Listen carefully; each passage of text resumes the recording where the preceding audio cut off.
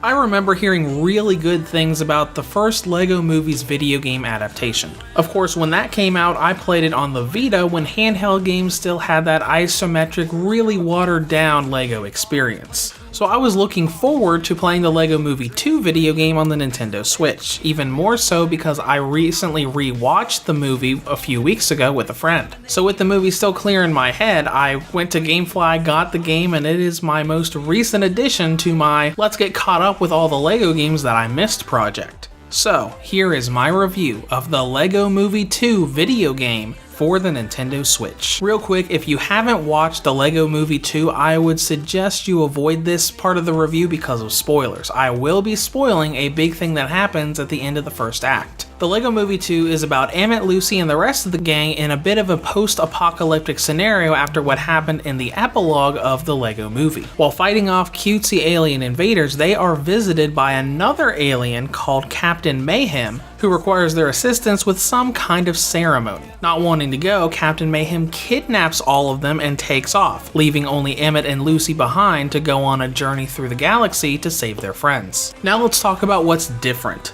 The story of LEGO Movie 2 and LEGO Movie 2 video game starts off pretty much the same, but with one key difference. In the movie, Lucy gets kidnapped along with everybody else, but in the game, Lucy is the narrator, does not get kidnapped with everyone else, and pretty much tells the story as Emmett and herself go to find their friends. This changes a lot about the plot, and most of the character arcs from the movie story are completely taken out here, because Lucy being kidnapped is what started those character arcs. This makes the story not anywhere near as good as the actual movie story. Not to mention the fact that the entire climax fight scenes and everything at the end of the movie aren't playable at all in the game. They're just a short cutscene that Lucy narrates, followed up by the game's credits. I do like the fact that Lucy was narrating the story, but I think they could have done that with keeping the original movie's events instead of changing them. When it comes to gameplay, this is a beat-em-up game with a lot of collectathon and open world elements thrown into the mix. Unlike most recent LEGO games, this game uses a system that kind of combines LEGO worlds with the traditional LEGO formula. There are no enclosed story levels, only large sandboxes that represent each planet you visit, and the story unfolds in that sandbox.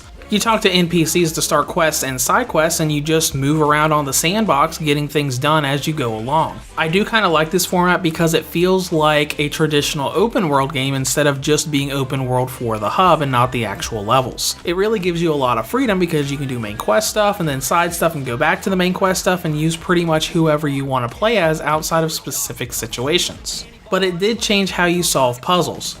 Characters do not have unique abilities anymore. You gain tools as you go through the story that anyone can use to solve puzzles, like making a digger to dig up plots of land or a bouncer to let you reach a higher platform. Everyone has the exact same abilities, just with some slightly different animations, so you can go through the story and solve all the puzzles with anyone you want. However, that means that characters are nothing more than cosmetics. Superman can't fly, Flash can't use super speed, Batman can't glide. They're all purely cosmetic, and I feel like it really takes away from what made those characters unique in their own games. Seeing Superman up in the air and instead of flying doing that same awkward double jump that Emmett does just seems wrong. The other part of the character system I don't like is the relic system, or as I like to call it, the RNG system. As you go through each level, you can open up treasure chests and fight enemies for relics that will give you random new tools and characters to use, and these relics are pretty common, which is really nice. That means every time you go to a new world, or every time you spend just a few minutes in a world, you can go to the shop and immediately unlock a bunch of new stuff.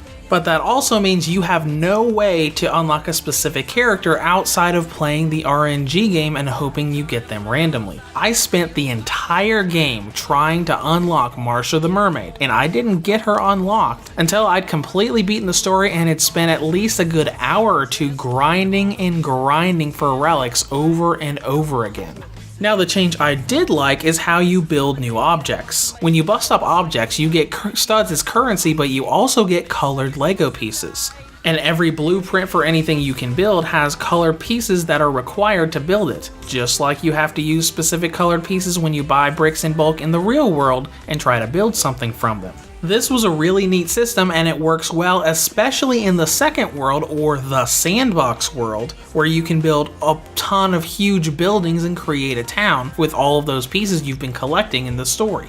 And despite me not liking the character system very much, the formula does come together pretty well, at least in terms of gameplay. In terms of content and length, it's a bit lacking. I'd gone through the entire story mode in about 6 to 7 hours, and by the time I'd cleared the main story, the story for all the side worlds, and all that grinding to unlock Marcia, I'd only been playing for about 10 or 11 hours.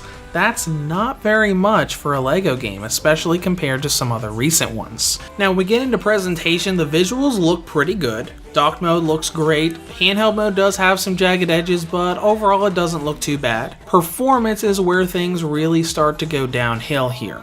The game's got very long load times when you're loading into the game or just going from world to world, and the frame rate is all over the place. It's certainly not unplayable, but don't expect consistent frame rate because you're not going to get it in any area. The game also has a tendency to crash every few hours. I played the game for about 10 to 12 hours and encountered about 3 or 4 crashes in that time. It's also got some small minor problems like switching between tools and the tools actually not switching when you scroll through the menu pretty fast, but those are pretty minor and aren't going to cause you too many problems. Now let's get into battery life, which is relatively standard. The LEGO Movie 2 video game has a battery range of 2 hours and 33 minutes on high settings, up to 3 hours and 11 minutes on low settings. Now, in conclusion, this is a very different experience from typical LEGO games, offering more of an open world feel like LEGO Worlds, but with story and focus behind it. Now, the downside, it's got quite a few performance issues, and the character systems make it hard to get who you want, and who you do get feel pretty generic. It's definitely a fun LEGO game to play through, but everything is definitely not awesome here. Reviews to Go rates the LEGO Movie 2 video game for the Nintendo Switch a 6 out of 10. If you have any comments or questions, feel free to leave them below. Thanks for watching and have a great day.